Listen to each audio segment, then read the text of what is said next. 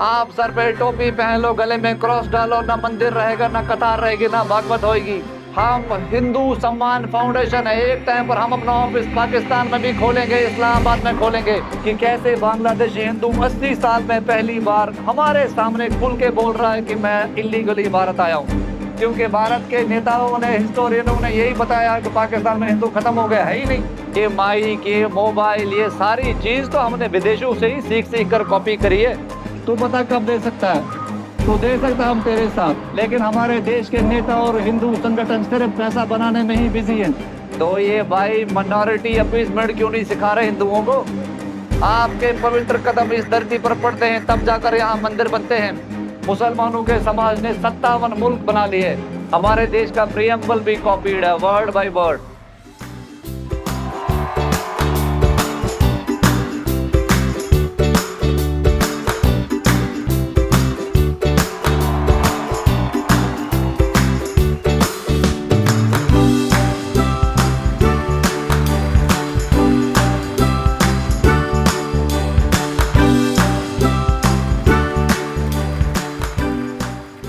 जो चीज मैं आपको सिखाने वाला हूँ, समझाने वाला हूँ, वो चीज पब्लिक को नहीं सिखाई जाती।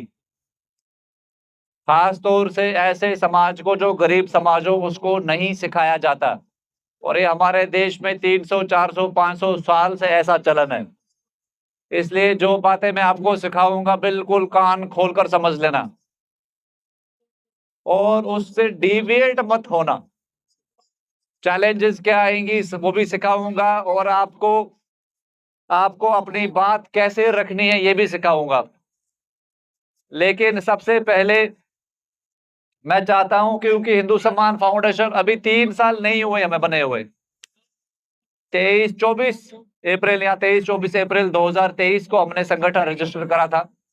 काम तो हम काफी टाइम से कर रहे थे, लेकिन आधिकारिक रूप से एक ऑर्गेनाइजेशन बनाकर एक व्यवस्थित ढंग से 3 साल नहीं हुए अभी। और मुझे लगता है कि भारत में ही नहीं, पूरी दुनिया में हिंदुओं का सबसे फास्टेस्ट ग्रोइंग ऑर्गेनाइजेशन है एचएसएफ। और इसके लिए आप सब धन्यवाद के पात्र हो। सब अपने लिए ताली जरूर बजाएं। क्यों आप धन्यवाद के पात्र हैं? क्योंकि पीपल्स ऑर्गेनाइजेशन है ये, लोगों का संगठन है। जिस समाज के लिए हम काम कर रहे हैं उसी समाज को लीडरशिप दे रहे हैं। नहीं तो हमेशा ये होता है, आपने सुना है कि एक नेता बन गया, उसने अपने बेटे को बना दिया, फिर उसके दूसरे बेटे को बना दिया। आम जनमानस को कोई ट्रेन नहीं करता, सिर्फ हिंदुओं में नहीं करता। हम मार इसलिए खा रहे हैं कि हम सिर्फ बातें करते हैं, डिबेटें, डायलॉग होता ना, डायलॉग, डिबेटें।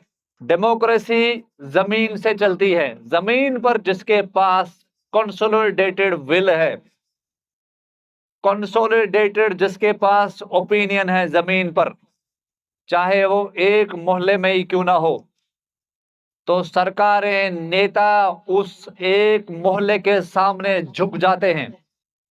इसीलिए माइनॉरिटी अपीजमेंट होता है हमारे देश में, क्योंकि लाखों हजारों मौलवी अपने समाज को ट्रेन करते हैं कि तुम्हें इकट्ठा कैसे रहना है और अपनी राइट्स कैसे मनवानी है डेमोक्रेसी में। इसीलिए देश में कोई भी अगर धर्मराज युधिष्ठिर भी इस टाइम पर देश के प्रधानमंत्री बने या मुख्यमंत्री बने या देवराज इंद्र भी बने, उनको भी माइनॉरिटी अपीजमेंट करना पड़ेगा अगर उनको कुर्सी चाहिए। लेकिन आपने कभी नहीं देखा होगा कि समाज में हिंदुओं को मेजॉरिटी अपीजमेंट सिखाई जा रही है। कोई हिंदू संगठन, नेता, मठ मंदिर वाला, कोई भी डिबेट करने वाला ये चीज नहीं सिखाता। नॉर्मल सी बात है, अमेरिका ने जेट बना लिया, हमने भी जेट खरीद लिया। किसी ने मिसाइल बना ली, हमने भी मिसाइल बना ली। किसी ने शर्ट पैंट पहनना चालू कर दिया, हमने भी खादी उतार कर शर्ट पैंट पहनना चालू कर दिया। ये माइक, ये मोबाइल, ये सारी चीज तो हमने विदेशों से ही सीख सीख कर कॉपी करी है। कुछ चीज वो हमारी सीखते हैं, कुछ चीज हम उनकी सीखते हैं। ऐसा तो है नहीं कि हमारे देश में सब चीज ही हमारा चल रहा है। ये जूते, चप्पल, फोन सारे विदेश से सीखे हुए हैं, कॉपी करके हम भी फिर सीखते हैं। इवन कि हमारे देश का संविधान कॉपीड है। 10-12 देशों से हमने कोई कोई चीज कहां से लिए, कोई कहां से, फंडामेंटल राइट कहीं से ले लिए, फंडामेंटल ड्यूटीज कहीं से ले लिए। हमारे देश का प्रियम्बल भी कॉपीड है वर्ड बाय वर्ड। फिर थोड़ा सा हमने फेरबदल अपने हिसाब से कर दिया। तो जब हम हर चीज दुनिया से सीख रहे हैं, तो ये भाई माइनॉरिटी अपीसमेंट क्यों नहीं सिखा रहे हिंदुओं को? ये छाती कूटना कब बंद करेंगे हम? मार क्यों खा रहे हैं हम? बांग्लादेश में इस टाइम पर हिंदू जिंदा जल गया और हम और आप हाथ डाल के बैठे रहे। दो तरीके हैं इसके, या तो हम भी बुराई करें, सरकार को ये करना चाहिए, सरकार को वो करना चाहिए, सरकार को ऐसा करना चाहिए। अब ऐसे नेता हमारे कोई बाप के नौकर तो है नहीं, और फिर हमारा हक भी नहीं बनता, वो बिजी भी रहते हैं भाई। तो हम क्या करें? तो हिंदू सम्मान फाउंडेशन है दोस्तों, संगठन जो बनाया, बुनियादी हमारा जो सोल ढांचा जो है, जो कोर है हमारी ऑर्गेनाइजेशन का, कि हम आम हिंदू जनमानस को ट्रेन करेंगे, उसको वो चीज सिखाएंगे जो आज तक कभी नहीं सिखाई गई आपको। इसीलिए डे 1 से हमारे तेवर ऐसे ही हैं। और ऐसे ही नहीं हम बोलते कि हम 120 करोड़ हिंदुओं को जोड़ेंगे, क्योंकि जोड़ेंगे। आप यहाँ इसलिए यहाँ बैठे हो क्योंकि आपके फायदे की चीज है, इसलिए बैठे हो। हम कोई रैली तो नहीं करते, या हम आपको कहीं धरने पर नहीं बिठाते, फिर भी हमारे काम हो रहे हैं। जानते हो क्यों? क्योंकि जो तरीका हम फॉलो कर रहे हैं उससे आम हिंदू कनेक्ट हो रहा है। अमीर गरीब जात पात ऊंच नीच से ऊपर उठकर हम हिंदुओं को जोड़ रहे हैं। इसलिए याद रखना, जो चेहरे आप आज देख रहे हो, धीरे धीरे धीरे धीरे एक नेशनल नहीं इंटरनेशनल प्रेजेंस आपकी क्रिएट होएगी। और आराम से बिल्कुल पतली गली से निकलकर, ज्यादा शोर शराबा करे बिना, कोई मेहनत करे बिना, कोई अपना काम का नौकरी छोड़कर करे बिना, कुछ नहीं करना, हमें आपसे कुछ नहीं चाहिए। बस इस कॉन्सेप्ट को समझो और फैलाओ। हमारी सारी वीडियो सरकारें, नेता, संगठन सब देखते हैं, और कहीं ना कहीं हम अपने देश को अंदर से मजबूत कर रहे हैं। कहीं ना कहीं हम अपने देश को फॉर्मिडेबल बना रहे हैं। कहीं ना कहीं हमारे देश के जो नेता कहते हैं कि इस देश को विश्व गुरु बनाएंगे, हम बता रहे हैं कैसे बन सकता है। कहीं ना कहीं हम अपने समाज को मजबूत कर रहे हैं। और याद रखना, भारत से हिंदू नहीं है, हिंदू है तब भारत है। तिरंगे से हिंदू नहीं है, हिंदू है तब तिरंगा है। तो जो ये बकवास आप सुनते हो, लोग डिबेट करते हैं, पहले राष्ट्र फिर धर्म, पहले देश फिर धर्म, ये बकवास थ्योरी है। क्योंकि आप सारे तो पाकिस्तान पासपोर्ट होल्डर हो, तो इसका क्या मतलब? अगर भारत का हिंदू ये सोचे कि पहले मेरे लिए देश है फिर धर्म है, तो देश ने तो कोई स्टैंड लिया नहीं पाकिस्तानी हिंदुओं को 80 साल से बचाने का। फिर आप 24% से अगर 1-1.5% पाकिस्तान में आए हो, तो उसके जिम्मेदार हम हैं, जिसमें मैं भी शामिल हूं, मेरे माता पिता पूर्वज सब हम शामिल हैं। तो इसका थॉट क्या है? देश की बेसिस क्या है? देश की बेसिस आम हिंदू जनमानस है। इस देश में डेमोक्रेसी, संविधान, कॉन्स्टिट्यूशन इसलिए है क्योंकि यहाँ हिंदू रहता है। इसलिए हिंदुओं की जय जयकार करना जरूरी है, हिंदुओं को ट्रेन करना जरूरी है, हिंदुओं को यह बताना जरूरी है कि तुम देश से ऊपर हो, तिरंगे से ऊपर हो, संविधान से ऊपर हो। इसलिए इस चीज को थॉट में रख लो, जो ये देश है ये हमारे कदमों के नीचे है, हम जमीन सर के ऊपर तो नहीं लेकर घूमते। आपके पवित्र कदम इस धरती पर पड़ते हैं, तब जाकर यहाँ मंदिर बनते हैं, तब जाकर यहाँ कथाएं होती हैं, भागवत की कथा, पूजा पाठ होते हैं, दिवाली होली मनाई जाती है। आपके पवित्र कदम जब इस धरती पर पड़ते हैं तब ये चीज होती है। आप सर पे टोपी पहन लो, गले में क्रॉस डालो, ना मंदिर रहेगा, ना कथा रहेगी, ना भागवत होगी, और ना ही ये जगह का नाम भारत रहेगा। इसलिए इंपॉर्टेंट कौन है? हिंदू इंपॉर्टेंट है। हिंदू है तो हिंदुस्तान है। इसलिए चौड़े में चलो। पाकिस्तान का हिंदू या भारत, हम कोई भारतीय संगठन नहीं है, हम हिंदू सम्मान फाउंडेशन है। एक टाइम पर हम अपना ऑफिस पाकिस्तान में भी खोलेंगे, इस्लामाबाद में खोलेंगे, जब जमाइतियों को ऑफिस, जब क्रिश्चियनों को ऑफिस दिल्ली में खुल सकता है, तो हिंदू संगठनों को ऑफिस इस्लामाबाद में खुलना चाहिए, सिंध में खुलना चाहिए। उनकी छाती पर मुंह रख के खोलेंगे वहां पर ऑफिस। याद रखना इस चीज को। बांग्लादेश का हिंदू हमारी तरफ देख रहा है, एक बीमारी जो हिंदू संगठनों को खोखला कर गई इस देश में, कि सारे के सारे नेताओं के तलवे चाटने लग गए हैं। हर किसी को अपना बेटा नेता बनाना है। कोई भी हिंदू संगठन में ऐसा नहीं है कि जिसमें कहीं ना कहीं उसको पॉलिटिकल एस्पिरेशन ना हो, जो कल को ये ना देखता हो कि मुझे कल को एमएलए का टिकट मिले, मुझे एमपी का टिकट मिले। सब के सब ऐसे ही हो रखे हैं, जिस वजह से हमारे हिंदू संगठन भी बिल्कुल ढीले पड़ गए हैं।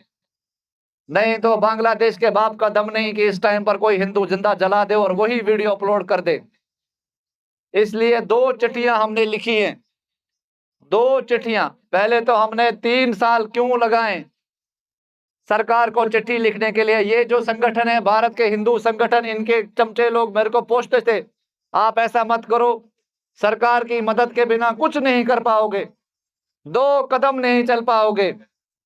ये लोग हमें बोलते थे, लेकिन क्योंकि हम कश्मीर के हिंदू हैं, जैसे आप जले हुए हो, जैसे आपके पूर्व दादा परदादा दादी परदादी मर खप गए बेचारे वहीं उस जिल्लत वाली जिंदगी पाकिस्तान में।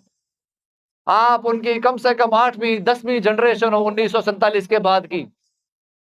वैसे ही हम कश्मीर के हिंदू भी जिल्लत की जिंदगी जी जी कर तंग आ चुके हैं। और हमारे देश के हिंदू संगठनों को हम बहुत अच्छे से जानते हैं। हम उनको इज्जत करते हैं, प्यार करते हैं, सम्मान करते हैं। लेकिन ये जो थ्योरी है हिंदुओं को इकट्ठा करने की और हिंदुओं को जमीनी शक्ति बताने की, हिंदुओं को मेजोरिटी अपीसमेंट सिखाने की, इस थ्योरी में भारत के सारे हिंदू संगठन बिल्कुल पीछे और जान के पीछे हैं। और इस वजह से हम प्राउड फील करते हैं कि हमारा संगठन की जो थ्योरी है, कॉन्स्टिट्यूशन है, बिल्कुल भिन्न है।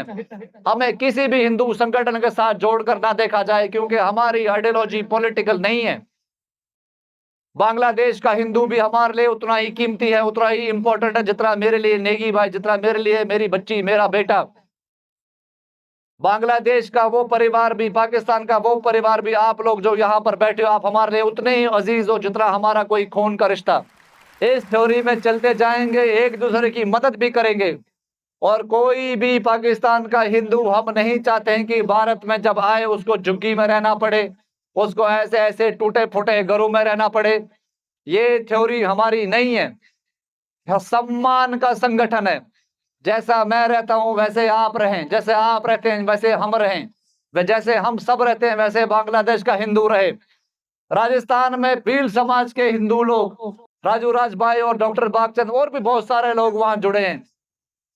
जिस तरीके से दिल्ली में ओड समाज से दिलीप जी, अमरचंद जी, बाकी इनके साथी लोग जुड़ गए हैं। हम चाहते हैं कि ज्यादा से ज्यादा आप लोग एचएसएफ को जुड़ें, क्योंकि संगठन आपका है। हम आपको ट्रेनिंग सब चीज देंगे और आप अपने समाज को लीड करो। हमारी जीत उसी में है कि 2-4 साल बाद आपको हिंदू सम्मान फाउंडेशन की भी जरूरत नहीं पड़नी चाहिए, तब हमारी जीत है। इसलिए हम आपके अंदर में ही हम बड़े से बड़ा लीडर निकालेंगे, आपके अंदर में ही हम बड़े से बड़ा क्रांतिकारी निकालेंगे, बड़े से बड़ा समाज सुधारक निकालेंगे। कोई पीछे हिस्ट्री में देखने वाली बात नहीं है। इसीलिए हिस्टोरिकल कोई नेता हो, हिस्टोरिकल कोई फिगर हो, हम कोई सेलिब्रेट नहीं करते। इसलिए जरूरी है कि आज के डेट के हिसाब से, कंटेम्पररी वर्ल्ड के हिसाब से हम समझें अपनी प्रॉब्लम्स क्या है, उसको सॉल्व करने की कोशिश करें। 3 साल हमने क्यों लगाए सरकार को चिट्ठी लिखने में? क्योंकि हमें कोई आगे आने नहीं देता, इसलिए हमने पहले जमीनी तैयारी करी। हमने आपका प्रोसिक्यूशन डॉक्यूमेंट करा। भारत की किसी मीडिया ने आज तक पाकिस्तानी हिंदुओं की प्रोसिक्यूशन डॉक्यूमेंट नहीं करा, बांग्लादेशी हिंदुओं की प्रोसिक्यूशन डॉक्यूमेंट नहीं करा, कश्मीरी हिंदुओं को भी डॉक्यूमेंट नहीं करा। इसलिए हमने दोस्तों सबसे पहले आपका प्रोसिक्यूशन डॉक्यूमेंट करा। हमने जाना कि आप कौन लोग हो, आपका सोसाइटी कैसी है, बैकग्राउंड क्या है, क्यों आए हो, किस वजह से आए हो, ये हमने डॉक्यूमेंट करा। उसके बाद डॉक्यूमेंट करते करते हमने एडवोकेसी करी कि आपके लिए रेफ्यूजी स्टेटस होना चाहिए। पाकिस्तान में हिंदुओं को सिक्योर करने के लिए पूरा भारत का हिंदू समाज खड़ा हो। जिस तरीके से इजराइल सिर्फ 90 लाख लोगों का देश है इजराइल, लेकिन 90 के 90 लाख वहां मर्द बसते हैं। एक इजरायली यहूदी पर कोई अगर अमेरिका में भी कोई अगर हमला होता है तो वो अमेरिका के सामने भी टक्कर के खड़े होते हैं, क्योंकि मर्दों का देश है। हमारे देश में अभी धीरे धीरे थोड़े थोड़े इक्का दुक्का तिक्का नेताओं को छोड़कर सारे के सारे डरपोक गीदड़ कमजोर है। इसलिए हम उनसे लड़ना नहीं चाहते, हम अपना खानदान अपना खुद बनाएंगे। ये हम एक ऐसा कबीला खड़ा कर रहे हैं जिसमें आपकी कश्मीरी हिंदुओं की, बांग्लादेशी हिंदुओं की भूमिका बहुत बड़ी रहेगी। इसलिए याद रखना, किसी के सामने हाथ नहीं फैलाना। जैसे हम चौड़े में बोलते हैं कि हिंदू सम्मान फाउंडेशन किसी के सामने हाथ नहीं फैलाएगा, सिर्फ समाज के सामने, क्योंकि समाज को ही हम सर्व कर रहे हैं। आप एक एक रुपया भी कंट्रीब्यूट करें, इतने सारे लोग हैं तो एक आदमी के घर का कुछ ना कुछ हम सिस्टम कर सकते हैं। किसी को जरूरत नहीं कि हम बड़े बड़े लोगों से मांगे। पार्टिसिपेशन सबसे इंपॉर्टेंट है जिस पर हम काम कर रहे हैं, और यही समझ लेना, इसको कोई मीडिया, कोई लेखक, कोई किताब में नहीं लिखा जाता। ये वो तरतीब है जिसको एक नेता अपने बेटे को सिखाता है, एक इंडस्ट्रियलिस्ट अपने बच्चे को सिखाता है। ये वो ज्ञान है जिसको बाहर पब्लिक में नहीं दिया जाता, लेकिन ये वो ज्ञान है जो सारे मौलवी अपने जनता को सिखाते हैं। ये वो ज्ञान है जो क्रिश्चियन लोग सिखाते हैं। इसीलिए उनके समाज ने, क्रिश्चियनों के समाज ने 77 देश बना लिए, मुसलमानों के समाज ने 57 मुल्क बना लिए, हिंदू समाज से एक भारत भी नहीं संभल रहा। तो कहीं ना कहीं हमारे समाज में इस चीज की कमी है जिसको सिखाने, ट्रेन करने की जरूरत है। लेटर लिखने का देरी क्यों करी? पहले हम आए प्रोसिक्यूशन डॉक्यूमेंटेशन पे, फिर हमने एडवोकेसी पार्ट करा, थर्ड पार्ट हम आए चैरिटी पर, मदद करने के लिए। एक परिवार के लिए भले ही बेड दे दो, एक परिवार के लिए भले ही राशन दे दो।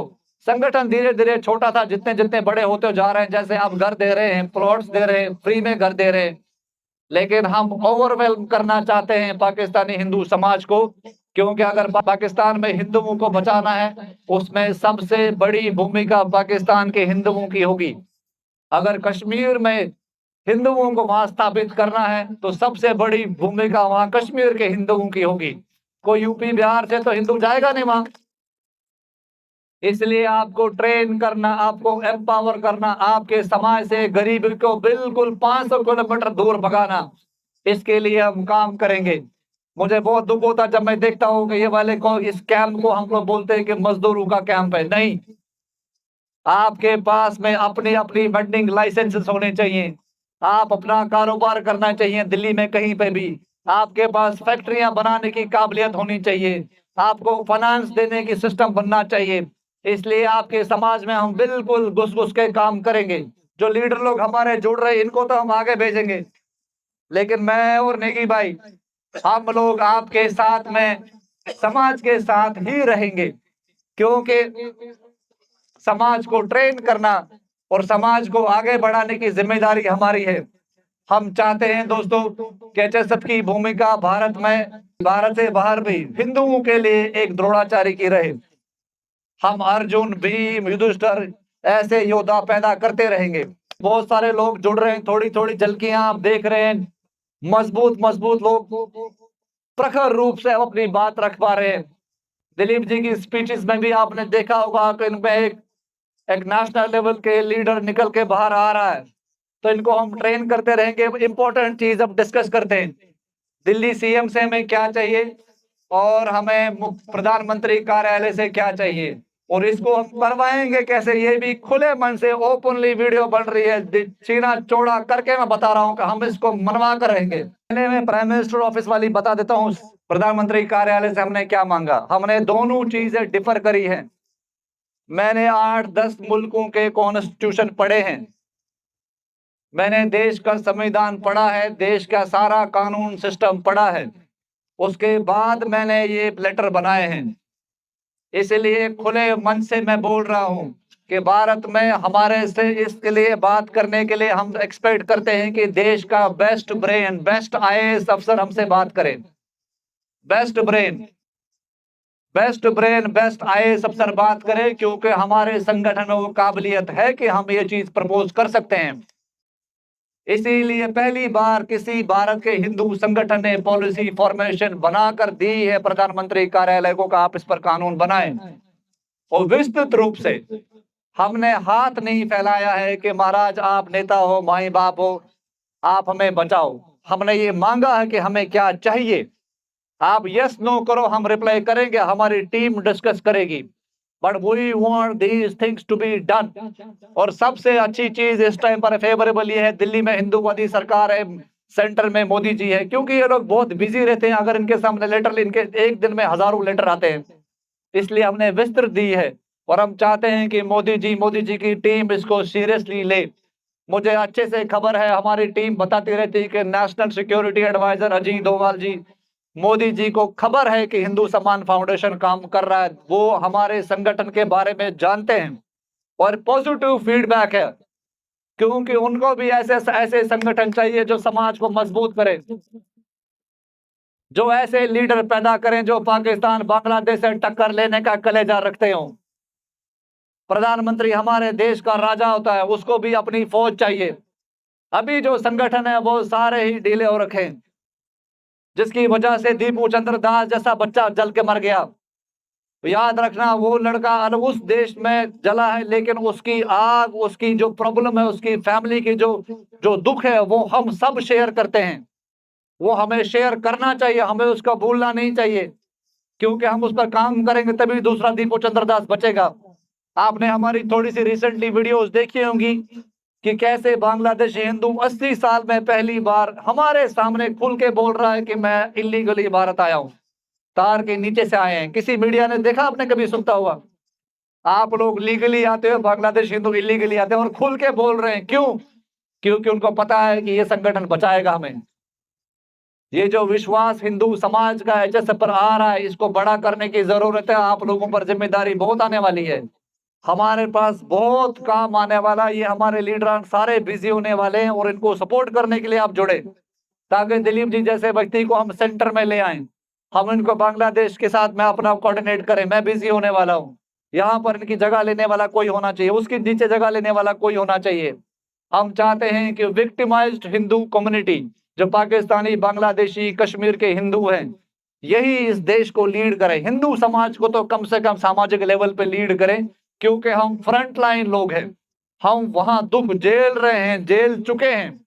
यूपी, बिहार, गुजरात, राजस्थान, जो अंदर के मध्य प्रदेश, यहाँ के लोग जो हिंदू है, इनको वो दर्द नहीं पता, इनको वो हैवानियत नहीं पता। इन्होंने बस किताबों में, टीवी में देखी है, लेकिन इनको वो चीज नहीं पता कि उस समाज में कैसे रहा जाता है। उस समाज में अपनी बेटी पालना, बच्ची पालना कैसा मुश्किल हो जाता है। उस समाज में कैसा रात को डर डर के आदमी अपनी रात निकालता है। इसलिए हम चाहते हैं कि आपके समाज को हम ट्रेन करें। 5 पिलर, 5 पिलर डॉक्ट्राइन हमने प्रधानमंत्री कार्यालय को भेजा है। 5 पिलर डॉक्ट्राइन बहुत बड़ी चीज है ये। मैंने 5-8 देशों का कानून पढ़ने के बाद ये चीज बनाई है। मैं चाहता हूं आपके साथ में साझा करूं। सबसे पहला देश में national refugee policy for religiously persecuted Hindus बनाई जाए। आपको मैं एक चीज समझाऊं कि आप जो अभी आए हो, आपका लीगल स्टेटस इलीगल इमिग्रेंट का है, क्योंकि कोई जत्थे से आए हो, कोई वीजा से आए हो, कोई अस्थि विसर्जन करने आया, तो आपका जो अभी लीगल स्टेटस बार, फिर आपने यहाँ पर बॉन्ड भर देते हो सरकार को कि हम नहीं जाएंगे, हमें डर लग रहा है। तो सरकार, वैसे भी सरकार को पता है कि आप वहां से डर के वजह से, धर्म की प्रताड़ना के कारण भारत आते हो, फिर आपको एलटीवी इश्यू होती है। लेकिन सरकार इसको लीगल रूप में नहीं मानती है। कोर्ट में आप इलीगल इमिग्रेंट हो, इसलिए आपको लेकर हम कोई पीआईएल नहीं फाइल कर सकते। कोर्ट के पास कोई कानून ही नहीं। जब कोई कानून ही नहीं, तो कोर्ट में आपको किस धारा के, किस आर्टिकल के बिना पर आपकी कोई पेशी करे कोई वकील भी? समझ में आ रहा है? ये जान के किया गया 80 साल से, क्योंकि जब देश का बंटवारा हिंदू मुसलमान पे नाम पर हुआ, हमारे देश के लीडरों को ये पता था कि अब या वहां का रहा हुआ हिंदू मार खाकर भारत आएगा। उस हिंदू की संवेदना भारत के हिंदू से ना जुड़े, इसलिए ये बोल दो कि पाकिस्तान में हिंदू खत्म हो गया। तो रेफ्यूजी कानून हमारे देश में जान के नहीं बनाया गया। इसके लिए सारे हिंदू संगठन, हिंदू नेता जिम्मेदार हैं। देश की जनता को इस वीडियो के माध्यम से और सारे हिंदू संगठनों से मैं आह्वान करता हूं कि अपनी लीडरशिप को चेंज करें। थके हुए पुराने लीडर 20-20, 25-25 साल से हिंदू संगठनों को लीड कर रहे हैं, उनको चेंज करने की जरूरत है। एक बहादुर मदमाई के लाल ऐसे नेता आए तो हम खुले मन से उनका स्वागत करके उनका सपोर्ट करें। एक भी हिंदू संगठन ने पिछले 3 साल में एचएसएफ को सपोर्ट नहीं करा है। आतंकवादी संगठन एक दूसरे को सपोर्ट करते हैं। 3 साल में एक भी हिंदू संगठन ने हमें सपोर्ट नहीं करा, ना फाइनेंशियली ना मदद करी है। समझ में आ रहा है? इसका मतलब हम वो चीज कर रहे हैं जो वो नहीं चाह रहे हैं, और हम चाह रहे हैं कि वो भी ये चीज सपोर्ट करे हमें। पॉलिसी फॉर्मेशन सजेस्ट करिए पहले कि नेशनल रेफ्यूजी पॉलिसी बनाई जाए जो रिलीजियसली परसिक्यूटेड हिंदूज हैं। इस पॉलिसी में क्या होगा दोस्तों, एक लीगल रेफ्यूजी कैटेगरी एस्टैब्लिश होएगी। अभी आप जैसे वीजा लेते हो तो आपको जत्थे की वीजा, मेडिकल वीजा पर बांग्लादेश हिंदू आता है। आप असाइलम नहीं ले सकते, आपके पास वहाँ कॉलम ही नहीं है वीजा फॉर्म में कि आप बोलो कि भाई मैं धर्म की वजह से, मेरी बच्ची की परेशानी की वजह से मेरे मेरे को डर लग रहा है इसलिए मैं भारत आना चाहता हूँ। वो वीजा का कैटेगरी ही नहीं है। तो हम चाहते हैं कि एक लीगल रेफ्यूजी कैटेगरी बने, उसके अंदर में नेशनल रेफ्यूजी कार्ड इशू हो। यूक्रेन के 20 लाख लोग इस टाइम पर पोलैंड में रह रहे हैं। इस टाइम पोलैंड में रह रहे हैं क्यों? क्योंकि पोलैंड में वो रेफ्यूजीज है, उनको खाना पीना पैसा सब चीज मिल रहा है। पाकिस्तानी बांग्लादेश हिंदू को नहीं मिलता। और इसके अंदर में work authorisation, education, health care और बैंकिंग आप कर सकें। और यही रेफ्यूजी कैटेगरी जो है आने वाले समय में एक परमानेंट रेजिडेंसी और सिटीजनशिप प्रोवाइड करेगी। सिटीजनशिप के लिए हमारे देश ने सीए कानून बनाया है, लेकिन इसमें नए हिंदू आ नहीं रहे हैं। जो 1 साल 6 महीने साल भर में हो उसका कोई फायदा नहीं हो रहा है। और हमारे देश ने कोई बहुत बड़ा काम नहीं करा सिटीजनशिप के लिए, इसको भी समझ लीजिए। पहले 11 साल में सिटीजनशिप हो रही थी, अब 10 साल में हो रही है। तो इतना भी बड़ा कोई फर्क नहीं हुआ। अगर आप लोग यूएस चले जाते 7 साल में आप वहां के नागरिक हो जाते, जर्मनी में 5 साल में, कनाडा तो 3 साल में पीआर दे रहा है, और भारत 10 साल में इस टाइम पर सिटीजन दे रहा है। मैं चाहता हूँ उसको चेंज करने की जरूरत है। ये हमने नेशनल रेफ्यूजी कैटेगरी हमने मांगी है कि नेशनल रेफ्यूजी पॉलिसी बने। और दोस्तों इसमें क्या होएगा, आप दूसरे स्टेटों में ट्रेवल कर पाएंगे, आप कोई रोकथाम नहीं होगा, पुलिस आपको परेशान नहीं करेगी। एक सिविलाइजेशन रिस्पॉन्सिबिलिटी हमारे देश की कॉन्स्टिट्यूशन ड्यूटी भी है, और ये ह्यूमैनिटेरियन है। वो स्ट्रेटेजिक क्लैरिटी भी रहेगी, पता रहेगा कि इतने सारे रिफ्यूजी हमारे देश में हैं। ये काउंट आपका निकलना चाहिए। आप इधर आते हो, आपकी वीडियोस पता खलबली मचा रही है पूरे सिस्टम में, क्योंकि भारत के नेताओं ने, हिस्टोरियनों ने यही बताया कि पाकिस्तान में हिंदू खत्म हो गया है ही नहीं। हमारी वीडियोस के बाद सारा सिस्टम रेटल हो गया है कि भाई ये पाकिस्तान हिंदू कहां से आ रहा बाहर। इसलिए कोई पूछे पाकिस्तान में कितने हिंदू हैं, बोलो करोड़ों हिंदू हैं, और तुम सोए हुए हो जो हमें बता नहीं रहे हो। तो चौड़े में चले आप। दूसरा पिलर है डॉक्यूमेंटेशन का, आधार का। सबसे बड़ा इशू, कोर इशू जो सबके सारे आपके साथ परेशानी है, आधार का। क्योंकि अभी आधार के लिए वैलिड वीजा चाहिए, आधार के लिए परमानेंट एड्रेस चाहिए, सपोर्टिंग डॉक्यूमेंट चाहिए, जो नहीं होता है नए परिवार के पास। ये कहा है कि आधार जो है रेजिडेंट रेफ्यूजी कैटेगरी का बनाया जाए। जो अभी का आधार है, हर जगह धक्के ना खाने पड़े, लेकिन आधार के अंदर में आप रेफ्यूजी कैटेगरी बनाए, रेजिडेंट रेफ्यूजी कैटेगरी की। उससे क्या होएगा, जो आधार की जो ऑर्गेनाइजेशन है यूआईडीआई, वो रिलीजियसली परसिक्यूटेड रेफ्यूजी का, रेजिडेंट नॉन सिटीजन का आधार बनाएगी। जो प्रूफ ऑफ सिटीजनशिप नहीं होगा, लेकिन आइडेंटिटी होएगा। इसे कम से कम आते ही आप लोगों को एक आधार मिल जाएगा, बैंक अकाउंट खोल पाएंगे, pan card, SIM card, hospital, insurance को कोई स्कीम ले पाएंगे। जैसे यहाँ पर आते ही आपका इंश्योरेंस नहीं होता है, तो मेडिकल क्लेम वगैरह आप ले पाएंगे, और राशन एक्सेस मिलेगा आपको, और स्कूल में एडमिशन, जो बहुत बड़ा इशू है। और इसी के अंदर में नेशनल रेफ्यूजी कार्ड इशू करे, जो एक आपका एक कोर जो होगा, एक नॉन सिटीजन आईडी होगा, जिसमें आपके बायोमेट्रिक्स आपकी स्टोर होंगी। आपको धक्के बार बार पुलिस भवन वगैरह नहीं जाना पड़ेगा। वेलफेयर एक्सेस और लॉफुल एम्प्लॉयमेंट, कहीं भी आप नौकरी वगैरह कर पाएंगे, जो सबसे बड़ा इशू है। नौकरी नहीं कर पा रहे हो आधार की वजह से, कोई इतने सारे लोगों ने हमें यहाँ पर ऑटो रिक्शा के लिए बोला है, लेकिन लाइसेंसेस नहीं ले सकते, तो कम से कम लाइसेंस वगैरह आप ले पाएंगे। और दूसरा ये पुलिस वेरिफिकेशन, और भारत की जो एजेंसियां आपको वेरीफाई करती रहती है, उनके लिए भी आसानी होगी आपको ढूंढने में।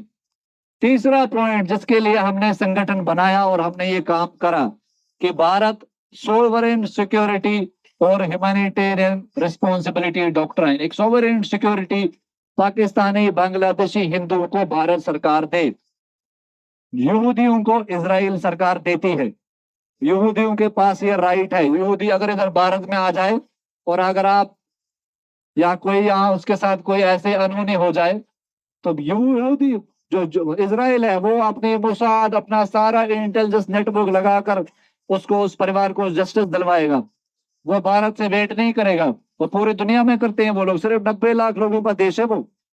इस टाइम पर इंडिया की हमने कहा है कि एक सोल रिस्पॉन्सिबिलिटी है, सिविलाइजेशन होमलैंड है इंडिया हिंदुओं का, चाहे पाकिस्तान बांग्लादेश अफगानिस्तान से क्यों ना हो। तो हम ये एक डॉक्ट्राइन प्रपोज करते हैं कि आप सॉवरेन सिक्योरिटी और ह्यूमैनिटेरियन की बेसिस पर एक ये डॉक्ट्राइन बनाए। इसमें होगा क्या, क्योंकि हिंदू जो इस टाइम पर सिविलाइजेशनल परसिक्यूशन फेस कर रहा है इन कंट्रीज में, भारत उनका नेचुरल होम घोषित करा जाए। नेताओं ने पिछली बार लास्ट टाइम अटल बिहारी वाजपेयी के सरकार में सुषमा स्वराज जी का मुझे याद है उन्होंने वक्तव्य दिया था कि भारत एक नेचुरल होम है, लेकिन वो लिखित रूप में कानूनी दृष्टि से नहीं है।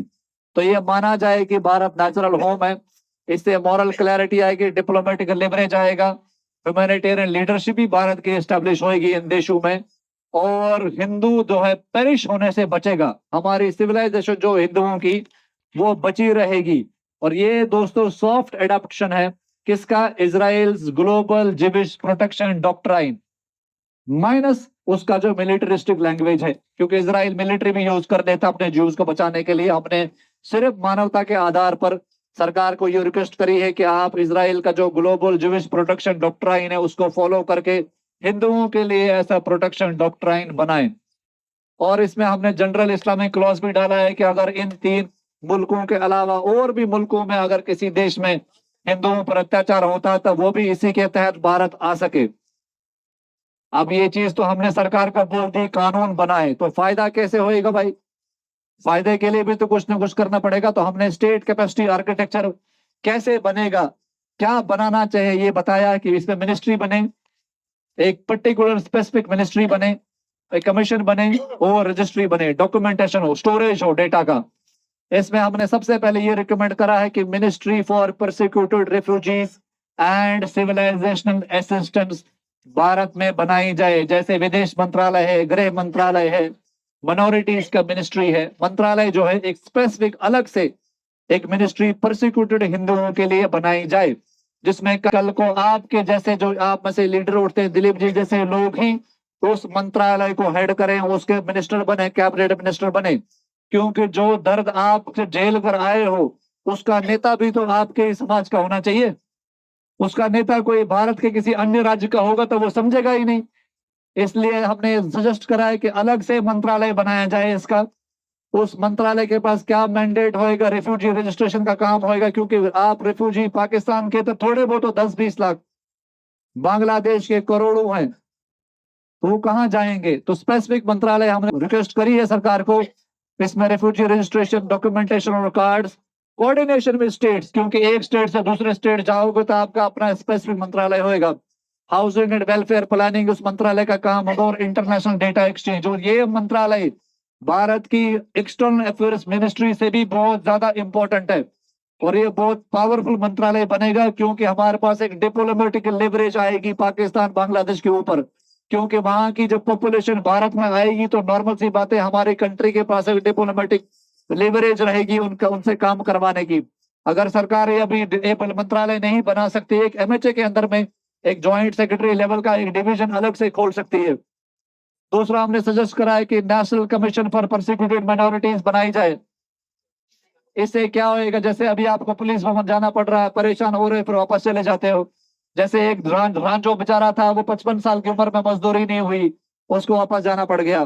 तो ऐसे केस में आप कहाँ जाते हो? आपके पास कोई कोर्ट, कोई सुनवाई तो है नहीं। तो हमने रिकमेंड करा है कि नेशनल कमीशन परसिक्यूटेड माइनॉरिटीज का बनाया जाए, हिंदू माइनॉरिटीज का, जहां फट से जा सकते हैं, भाई मेरे को नौकरी नहीं मिल रही है, मेरा आधार नहीं बन रहा है, मेरे बच्चे का एडमिशन नहीं हो रहा है। एक स्पेसिफिक हमने एक कमीशन की मांग करी, जैसे माइनॉरिटी कमीशन होता है वैसे ही परसिक्यूटेड हिंदू माइनॉरिटीज का कमीशन बनाए। इसमें hearing, data collection, legal recommendation, coordination with national human rights commission और मिनिस्ट्री ऑफ एक्सटर्नल अफेयर्स होएगा, और डायस्पोरा लाइसेंसिंग। अगर आप यहाँ से कहीं विदेश में जाना चाहे, दुबई में जाना चाहो, तो वो जो कमीशन है वो हेल्प करेगा, ताकि आपके समाज से ये गरीबी को दूर करा जा सके। और जो परेशानियां इंडिविजुअल लेवल पे आपको होती हैं वो ये कमीशन सुने। तीसरी हमने ये रिकमेंड करा है कि national registry for prosecuted minorities बनाए। ये क्यों इंपॉर्टेंट है? 47 से आज तक कितने हिंदू मर गए, कितने कन्वर्ट हो गए, कितने की बच्चियां उठी, कितने के बिजनेस लूटे गए, कितनों के घर जले, कोई रिकॉर्ड हमारे देश ने मेंटेन ही नहीं करा है। हमारे देश ने मेंटेन ही नहीं करा है, ना हमारी मीडिया ने मेंटेन करा है। तो हिंदू सम्मान फाउंडेशन ने रिकमेंड करा है कि एक नेशनल रजिस्ट्री बनाई जाए। इतने म्यूजियम बनाते हो, जो मरकब गए उनको क्या देखना, जो लोग जी रहे हैं, जिंदा है, उनकी एक ऐसा एक रजिस्ट्री बनाओ।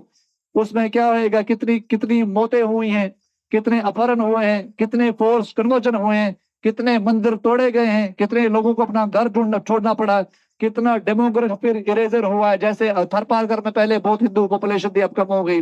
कितने डिस्ट्रिक्ट्स वहां पर कम हो गए हिंदुओं के, कैसे कम हो रहे हैं, उसका सारा 47 से लेकर आज तक का हम चाहते हैं कि ये रजिस्ट्री में डेटा रहे, ताकि भारत में दुनिया के हर हिंदू को पता हो कि हमने कितनी बेटियां खोई हैं, हमने कितनी जमीन खोई है, हमने कितना बिजनेस खोया है, हमने कितने लोग गंवाए हैं, कितने लोग कन्वर्ट हुए हैं।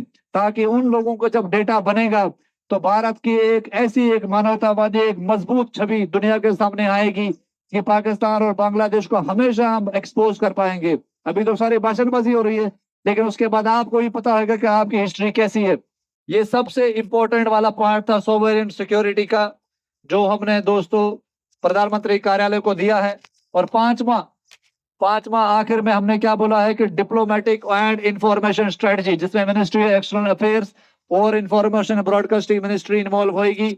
हम ये चाहते हैं कि पाकिस्तान में मान लो आप परेशान हो गए हो, किसी की बच्ची उठने का खतरा मिल गया, किसी ने कुछ जमीन लूटने का खतरा हो गया, किसी को कोई डर सता रहा है, हमने ये रिकमेंड करा है कि एक परसिक्यूटेड माइनॉरिटी डेस्क हर मिनिस्ट्री के पास बने, जो मिनिस्ट्री एक्सटर्नल अफेयर्स है उसके अंदर में बने, ताकि जो भारत की एम्बेसियां हैं, इस्लामाबाद में भारत की एम्बेसियां हैं, या बांग्लादेश में, यहाँ और जो रेसिज्म हो रहा है यूरोप के कंट्रीज में इंडियंस पर, तो उनके पास एक परसिक्यूटेड हिंदुओं का डेस्क बने, जहां पर उनको अलर्ट मिल सके, लोग उनको फोन करे कि भाई हमारे परिवार को खतरा है, आप हमें यहाँ से निकालो।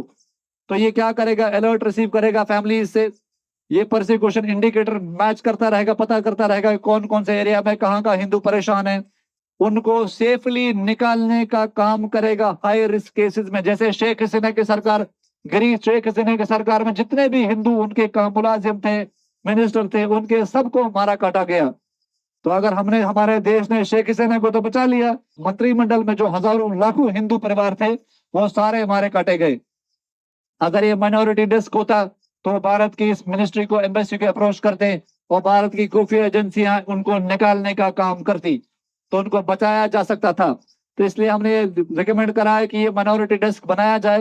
ये बांग्लादेशी, अफगानी या और देशों में जो हिंदू कभी परेशान होता है तो वो भारत फटाफट आ पाएगा, सरकार उसको निकालेगी। और वैसे भी हमारे देश की सरकार ने यूक्रेन से हिंदुओं को निकाला, भारतीयों को निकाला, ईरान से निकाला जब वहां जंगे होती हैं। तो हम चाहते हैं कि सरकार इस तरह भी काम करे। दूसरा, इंफॉर्मेशन और ब्रॉडकास्टिंग मिनिस्ट्री के अंदर में अवेयरनेस मैकेनिज्म बनाया जाए। एक डीडी नेशनल को और देश के चैनलों को, खासतौर से सरकारी चैनलों को, रोज कम से कम आधे घंटे का बुलेटिन पाकिस्तान के लिए चलाना चाहिए, हिंदुओं के लिए और बांग्लादेश के लिए चलाना चाहिए, ताकि वहां पर क्या हो रहा है भारत के जन जन को पता होना चाहिए कि पाकिस्तान में हिंदुओं के साथ क्या हो रहा है। ये तो अभी सोशल मीडिया का जमाना आ गया, थोड़ी बहुत वीडियोस आ रही हैं, लेकिन सोशल मीडिया जब नहीं था तब क्या हो रहा था। इसलिए उनकी न्यूज, स्पेशली देश की सरकारी चैनल चलाने चाहिए, पीरियोडिक बुलेटिन चलना चाहिए, डॉक्यूमेंट्री बननी चाहिए, और इससे डायस्पोरा अवेयरनेस फैलेगी और ह्यूमैनिटेरियन विजिबिलिटी आएगी।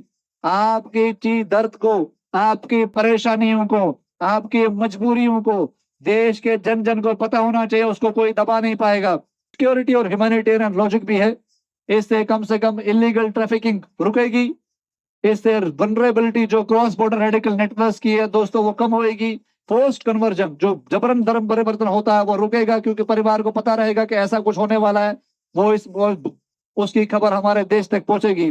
फॉरेन इंटेलिजेंस मैनिपुलेशन कर पाएगा हमारा देश, देश की सॉफ्ट पावर ही नहीं, देश की मसल पावर भी स्ट्रांग होगी। और सिविलाइजेशन लेजिटिमेसी है, जरूरी है हम हिंदुओं को बचाने के लिए ऐसा करा जाए। भारत हिंदुओं का एकमात्र ऐसा घर है जिसके लिए सारे जितने भी देश विदेश में हिंदू रहते हैं आपका हक है यहाँ पर। इसलिए इंडिया की जो दोस्तों छवि खराब होती है अगर कोई हिंदू परिवार यहाँ से जाता है, 20-30% हिंदू जाते हैं यहाँ से वापस, इससे भारत की छवि खराब होती है और वो परिवार वापस वहां पर धर्म प्रताड़ना का दोस्तों शिकार बनते हैं और भारत का एक डिप्लोमेटिक लॉस होता है। हिंदू सम्मान फाउंडेशन इसमें सरकार को क्या मदद कर सकता है? आपके थ्रू, जैसे आपके लीडर, सारी हमारी टीम पाकिस्तानी हिंदुओं की है, हम इसमें सरकार को डॉक्यूमेंटेशन में, वेरिफिकेशन में मदद करेंगे, डेटा रजिस्ट्री में मदद करेंगे, डेटा बिल्डिंग में मदद करेंगे, कोऑर्डिनेशन में हेल्प करेंगे, ह्यूमैनिटेरियन रिपोर्टिंग करेंगे, लीगल एंड पॉलिसी फीडबैक देंगे हम जो पॉलिसियां बना रहे हैं। हम नहीं चाहते कि सरकार किसी ऐसे आईएएस अफसरों को डाले इस काम में जो यूपी, बिहार, देश के सेंट्रल इन राज्यों से जिनको पता ही नहीं है कि पाकिस्तान में जिंदगी कैसी है। हम चाहते हैं कि कहा से डाल लें तो कश्मीर के डालो, डाल लें तो पंजाब बॉर्डर एरिया के डालो, डालना है तो राजस्थान में बॉर्डर एरिया के डालो, ताकि उन लोगों को पता है कि वहां जिंदगी कितनी मुश्किल है, तभी वो ऐसे कानून बना पाएंगे। और हम चाहते हैं कि दोस्तों, क्योंकि 80 साल से हमारे देश ने पाकिस्तानी हिंदुओं के लिए कुछ भी नहीं करा है, ना कोई रेफ्यूजी पॉलिसी बनाई, ना डॉक्यूमेंटेशन पाथवे दिया, ना कोई गारंटी ऑफर करी, ना कोई प्रोटेक्शन फॉलो करा। तो इसलिए जो लेटर है हम किसी लीडर को, किसी प्रीवियस गवर्नमेंट को क्रिटिसाइज करने के लिए नहीं बना रहे, ना ही हम दे रहे हैं। एक सिविलाइजेशन डॉक्ट्राइन है और ह्यूमैनिटेरियन फ्रेमवर्क हमने भारत की जो आइडेंटिटी है, भारत की जो कॉन्स्टिट्यूशन है, भारत की जो सिक्योरिटी स्ट्रेटजी इंटरेस्ट है, क्योंकि अगर ये सब करते हैं तो भारत का कितना एक मजबूत एक डिप्लोमेटिक लेवरेज मिलेगा पाकिस्तान के ऊपर, बांग्लादेश के ऊपर, वो चू चपड़ भी नहीं कर पाएंगे। इसलिए जरूरी, अभी पाकिस्तान हर जगह जा रहा होता है कि भारत ने ये कर दिया, भारत ने वो कर दिया। अगर भारत ये डेटा ही रिकॉर्ड करे, पब्लिक की टेस्टिमनीज रिकॉर्ड करे, हमने पिछले 3 साल में आपकी वीडियोस बनाई और 5 जंगे हमारा देश लड़ चुका है पाकिस्तान से, कुछ भी 1 इंच नहीं हासिल कर पाया। 5 जंगे, कितना हथियार महंगा होता है सोचो।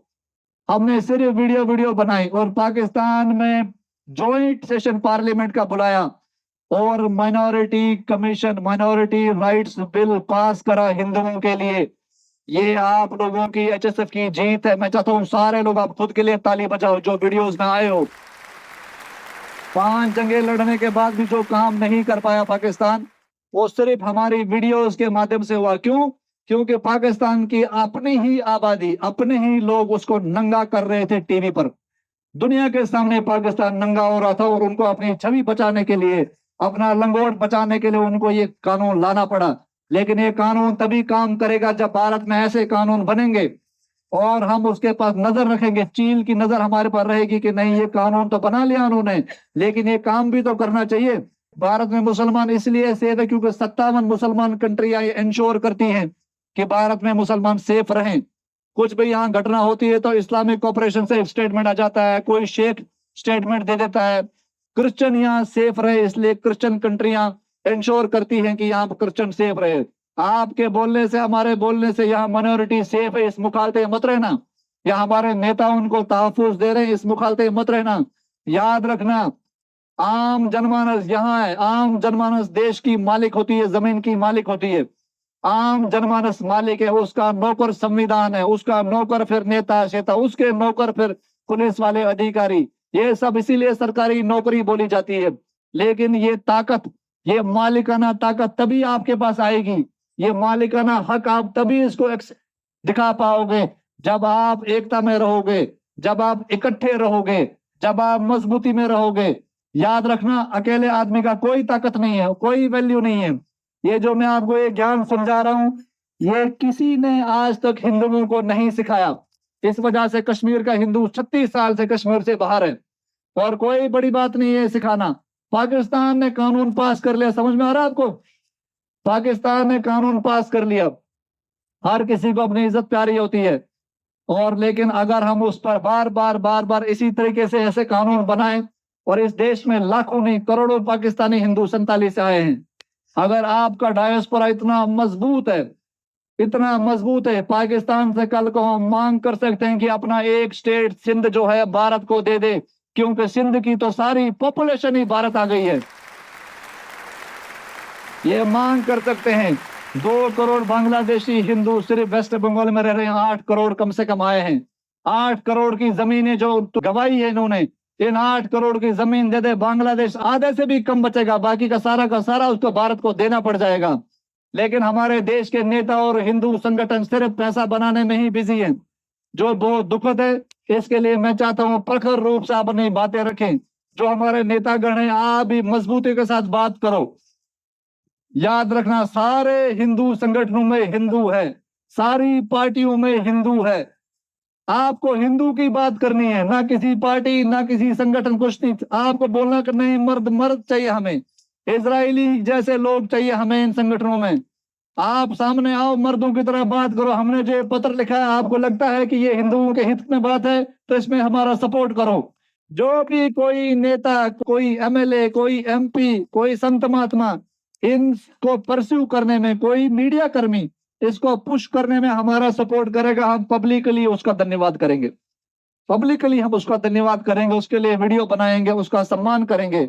लेकिन हम चाहते हैं आप सपोर्ट करो। मैं भारत के सारे हिंदू संगठनों से, विश्व हिंदू परिषद, बजरंग दल, दोस्तों, राष्ट्रीय स्वयंसेवक संघ, जितने भी हमारे, सारे ही हमारे अजीज हैं, हमारे प्यारे हैं, लेकिन आपने इस चीज पे बात नहीं करी है। इसलिए हम आपसे इस बात में तो थोड़े से नाराज हैं। नाराजगी दूर हम करेंगे, आप इसमें सपोर्ट करें, हम आपके साथ चलेंगे, शाना बशाना चलेंगे, शाना बशाना चलेंगे। लेकिन इसलिए जरूरी है कि आप इस चीज को समझें कि आपका हक है इस देश पर। कभी भी अपने आप को ये मत बोलना कि नहीं हम पाकिस्तान के नहीं, अब हम भारत के हैं। पाकिस्तान की जमीन आपकी है, आपको मजबूत करेंगे तो एक दिन सिंध मांग पाएंगे। सिंध आपका है, सिंध किसी के बाप का नहीं है। सिंध में 57% हिंदू रहता था उस टाइम पर। सिंध तभी मिलेगा जब सिंधियों को मजबूत करेंगे। इसलिए ट्रेनिंग हम देते रहेंगे। हमने ये जो लेटर है मिनिस्ट्री होम अफेयर्स को दिया है, अमित शाह जी को भेजा है, doctor S Jaishankar minister external affairs को भेजा है, लॉ एंड जस्टिस को भेजा है, और नेशनल ह्यूमन राइट्स कमीशन को भेजा है। ये प्रधानमंत्री का जो कार्यालय को हमने लेटर भेजा। अब आपके पास बहुत मीडिया आएगी, बहुत मीडिया आएगी, ये भी पूछेगी आपसे कि आप बताओ, नेताओं से पूछेगी सबसे इंपॉर्टेंट क्या चाहिए। आपको मैनिपुलेट करने की कोशिशें होंगी नेता लोगों। सबसे इंपॉर्टेंट क्या चाहिए, एक चीज बताओ, हम एक ही दे सकते हैं। उनको बोलना, ये नहीं बोलना कि नहीं हमें आधार दे दो, हमें बैंक खाता दे दो, हमें जमीन दे दो। ऐसी बेवकूफी मत करना। अब मैं वो तरकीब सिखा रहा हूं आपको जो हमने कश्मीरी हिंदुओं ने सीखी है। हमारे पास एक भी एमएलए नहीं, हमारा एक भी एमपी नहीं, हमारा एक पार्षद नहीं, हमारा कोई भी आदमी सरकार में नहीं, फिर भी कश्मीरी हिंदुओं के पास सारे के सारे फायदे हैं सरकार के, सारे के सारे।